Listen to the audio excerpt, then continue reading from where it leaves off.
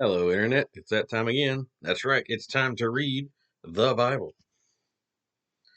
Uh, Quick update for those watching. My dad had gallbladder surgery today. Went fine, but he's going to be recovering for a bit.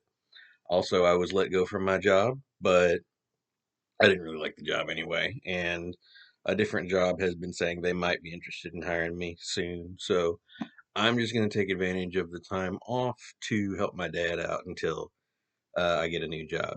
Should be a couple weeks before he can be lifting stuff again. So God will provide for us, and like I said, I've built up a little money while staying here, so we'll be fine. So let's move on to the reading. Exodus chapter 23, verse 14 to chapter 25, verse 40. There are three annual religious pilgrimages you must make. The first is the pilgrimage of unleavened bread, when for 7 days you are not to eat bread with yeast, just as I commanded you before. This celebration is to be an annual event at the regular time in March, the month you left Egypt. Everyone must bring me a sacrifice at that time. Then there is the harvest pilgrimage, when you must bring to me the first of your crops. And finally, the pilgrimage of ingathering, at the end of the harvest season. At these three times each year every man in Israel shall appear before the Lord God. No sacrificial blood shall be offered with leavened bread. No sacrificial fat shall be left unoffered until the next morning. As you reap each of your crops, bring me the choicest sample of the first day's harvest. It shall be offered to the Lord your God. Do not boil a young goat in its mother's milk. See, I am sending an angel before you to lead you safely to the land I have prepared for you. Reverence him and obey all his instructions. Do not rebel against him, for he will not pardon your transgression. He is my representative. He bears my name. But if you are careful to obey him, following all of my instructions, then I will be an enemy to your enemies. For my angel shall go before you and bring you into the land of the Amorites, Hittites, Perizzites, Canaanites, Hivites, and Jebusites, to live there. And I will destroy those people before you. You must not worship the gods of the other nations, nor sacrifice to them in any way. And you must not follow the evil example of these heathen people. You must utterly conquer them and break down their shameful idols. You shall serve the Lord your God only. Then I will bless you with food and with water. I will take away sickness from among you. There will be no miscarriages, nor barrenness throughout your land, and you will live out the full quota of the days of your life. The terror of the Lord shall fall upon all the people whose land you invade, and they will flee before you. And I will send hornets to drive out the Hivites, Canaanites, and Hittites from before you. I will not do it all in one year, for the land would become wilderness, and the wild animals would become too many to control. But I will drive them out little at a time, until your population has increased enough to fill the land.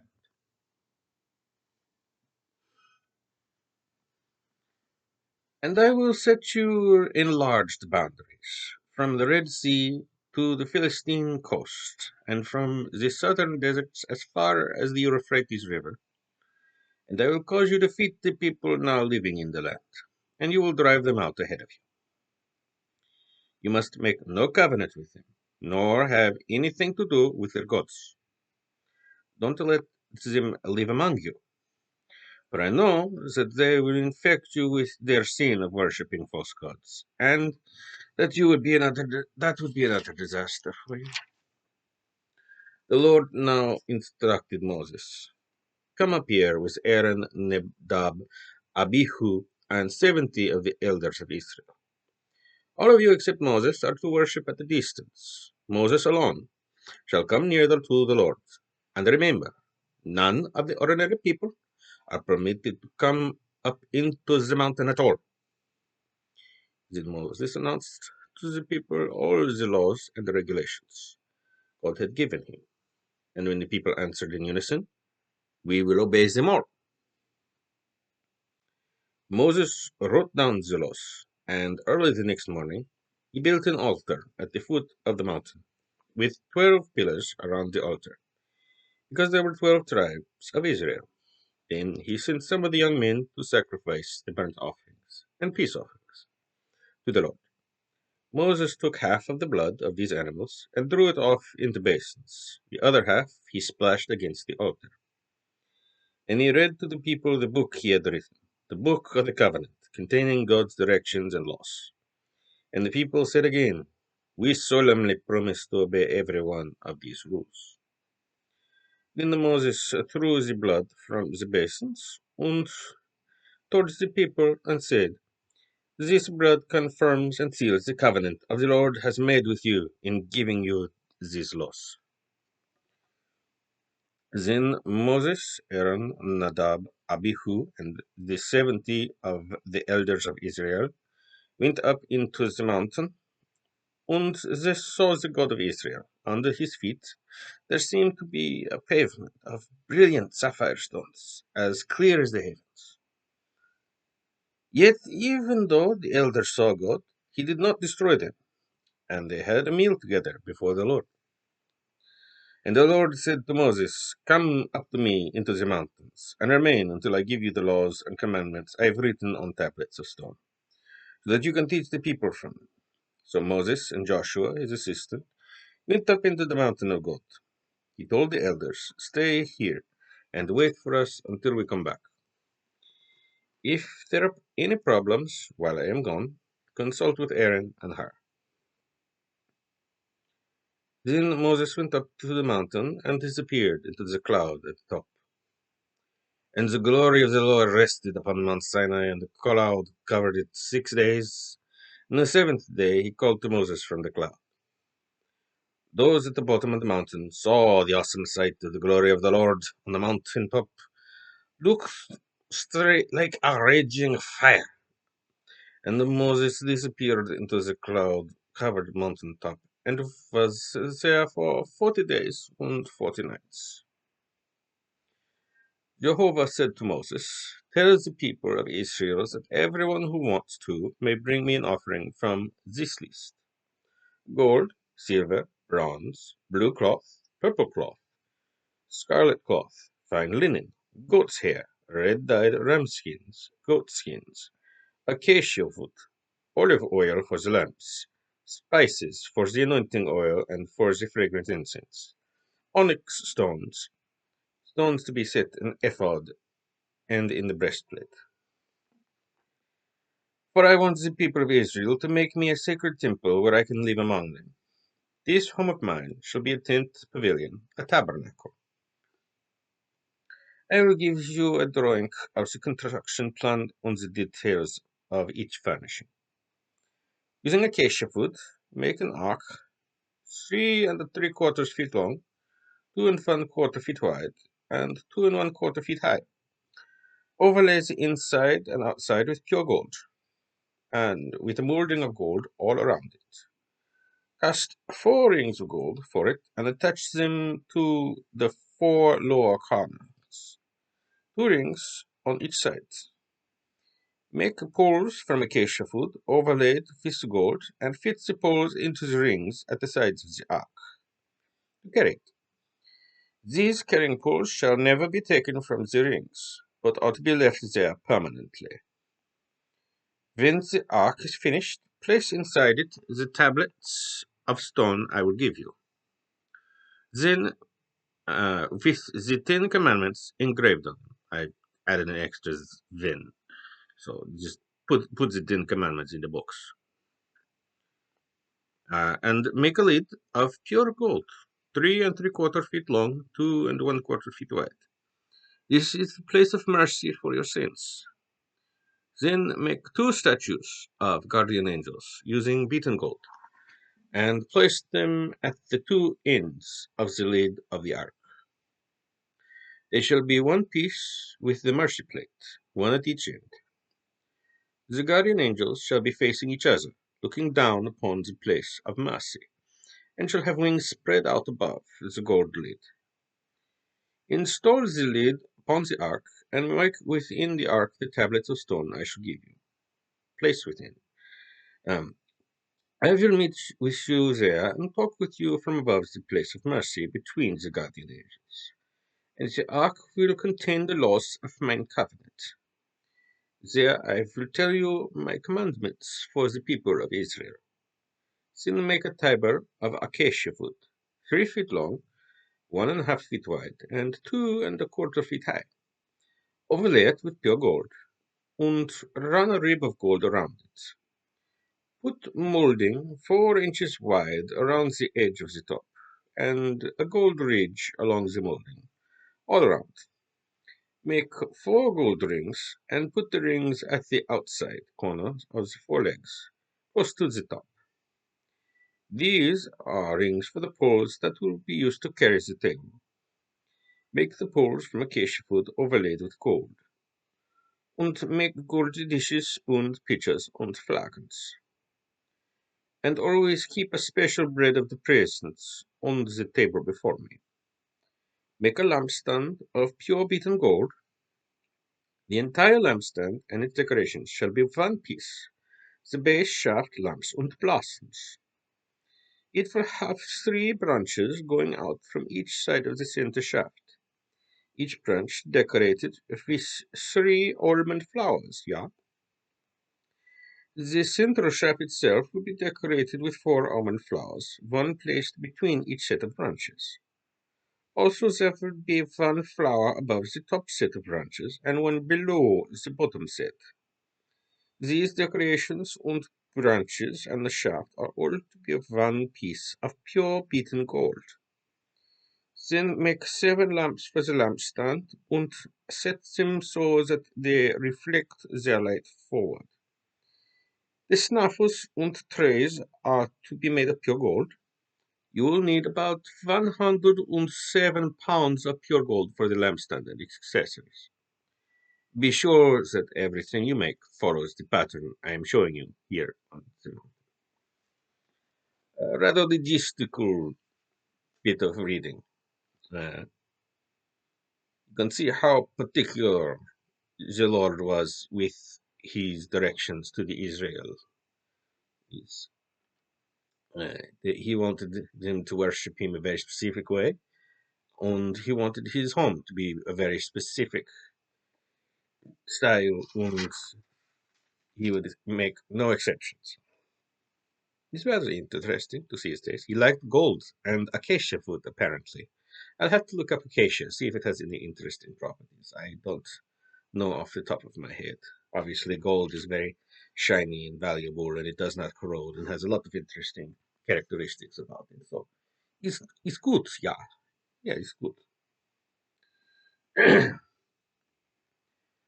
We will now move on to Matthew chapter 24, verse 29 through 51. Let's see here. What accent to do now? Hmm.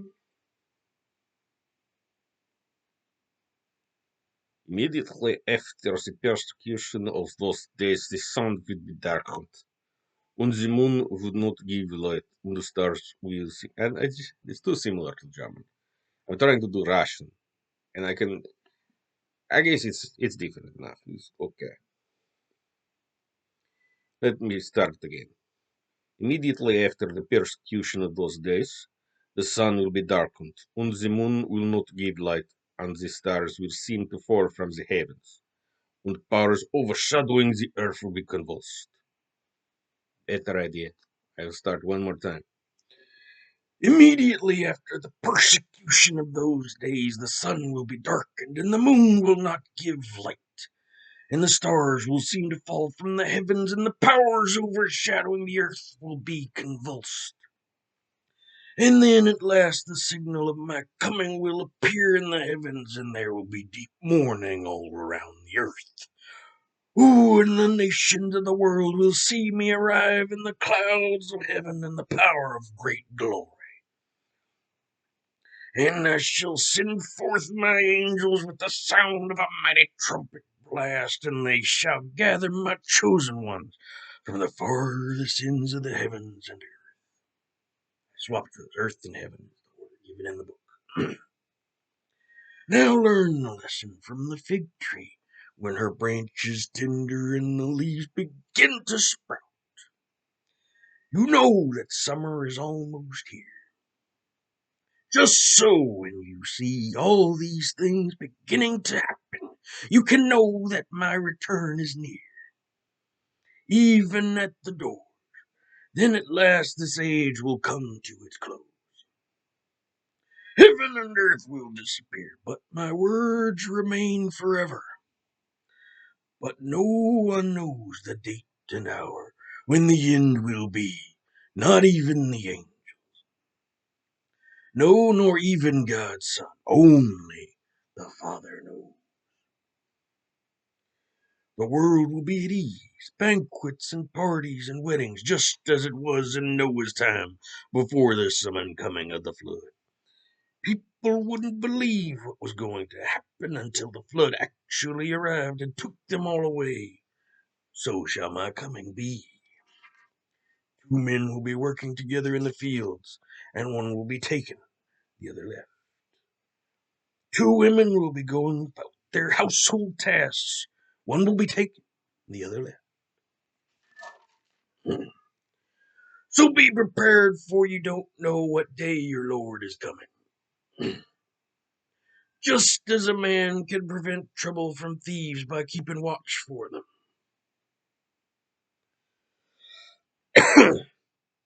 Yeah. So you can avoid trouble by always being ready for my unannounced return.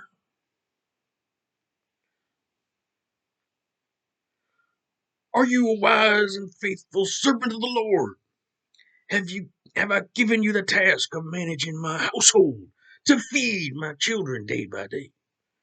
Blessings on you if I return and find you faithfully doing your work. I will put such faithful ones in charge of everything I own. But if you are evil and say to yourself, my Lord won't be coming for a while, and begin oppressing your fellow servants, partying and getting drunk, your Lord will arrive unannounced and unexpected, and severely whip you and send you off to judgment of the hypocrites. There will be weeping and gnashing of teeth. Oh, yeah. Yeah, that was very appropriate for the Macho Man. Rest in peace. That did, however, kind of work my throat because he has a very harsh tone. You know what I'm saying? Oh, yeah. Let's see here. Psalms chapter 30, verses 1 through 12. I'm going to let my voice rest and just do my normal speaking tone as I am now. I will praise you, Lord, for you have saved me from my enemies. You refused to let them triumph over me. O Lord my God, I pleaded with you, and you gave me my health again. You brought me back from the brink of the grave, from death itself, and here I am alive. O sing to him, you saints of his, give thanks to his holy name. His anger lasts a moment, his favor lasts for life. Weeping may go on all night, but in the morning there is joy. In my prosperity I said, this is forever. Nothing can stop me now. The Lord has shown me his favor. He has made me steady as a mountain. Then, Lord, you turned your face away from me and cut off your rivers of blessings. Suddenly my courage was gone. I was terrified and panic-stricken. I cried to you, O Lord. Oh, how I pled. What will you gain, O Lord, from killing me? How can I praise you then to all my friends? How can my dust in the grave speak out and tell the world about your faithfulness? Hear me, Lord. Oh, have pity and help me. Then he returned my sorrow into joy. Oh, not returned. He turned my sorrow into joy. He took away my clothes of mourning and clothed me with joy, so that I might sing glad praises to the Lord instead of lying in silence in a grave. O Lord my God, I will keep on thanking you forever.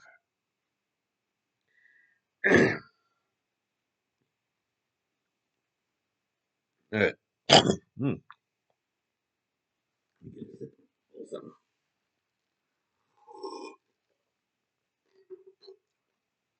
I lack the pure testosterone needed to stay in Macho Man for a long period of I need like an extra beard on top of this beard.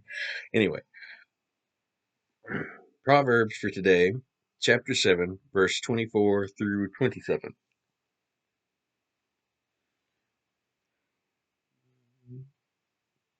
Any voices fun for this? Hmm, can't think of any off the top of my head.